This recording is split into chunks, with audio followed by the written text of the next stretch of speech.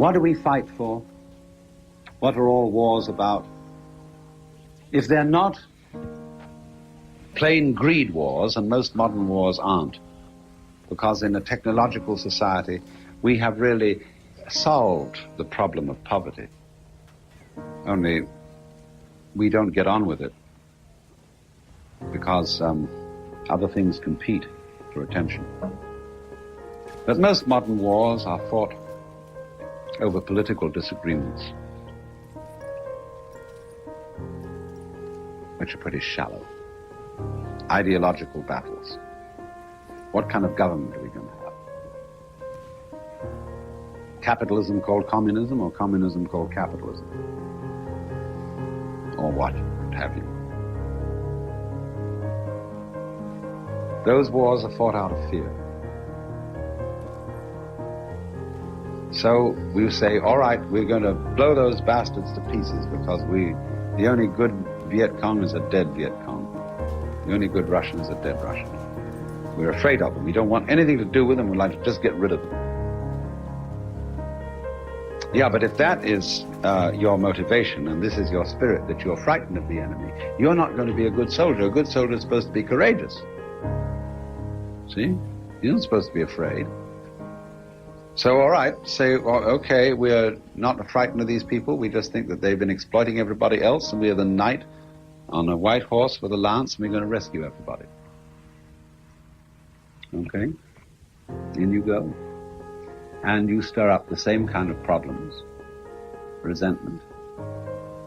Everybody says to the knight on the white horse, gee, aren't you a stuffed shirt? You think you're holier than everybody else.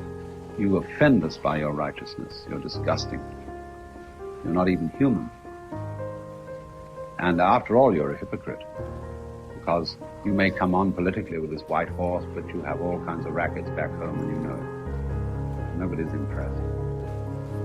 Still, you're courageous. You've won all that courage. You're not afraid of death and all that. So, if you're not afraid of death and all that, the question comes up again. Why fight?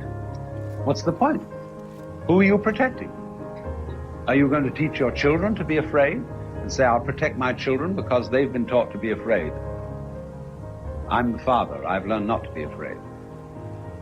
Why didn't I teach my children not to be afraid? If I had, I wouldn't have had to defend them. Because they would have said it's just an illusion and we can dissolve out of this body and appear somewhere else. Because if that is what happens, and it's pretty obvious that it is. I mean, when I say you'll appear somewhere else, everybody who appears is you. Only you can only experience it one at a time. When you are reincarnated on the next round, you'll be everybody. But everybody only experiences themselves in the singular. But everybody's you, everybody's I, that's our name. We all share that. So there's nothing to worry about in that sense. It'll all come back. Very surprising too, because you won't remember what went before. And that's a pretty good arrangement. But if you know that in your heart of hearts, obviously the only strategy that is worth anything at all is not to chop everything up, but to love everybody. And see that in compassion, if people are frightened and they don't see through the thing the way you see through it, well, you say, I'm really very sorry for you that you are still captivated by the mirage you're in and are still afraid that if somebody knocks you dead, that's a tragedy. It's just the end of a dream. And maybe you dream again in some other form, maybe you won't dream at all. But it doesn't, no sword, no bomb, no nothing can slay the real you.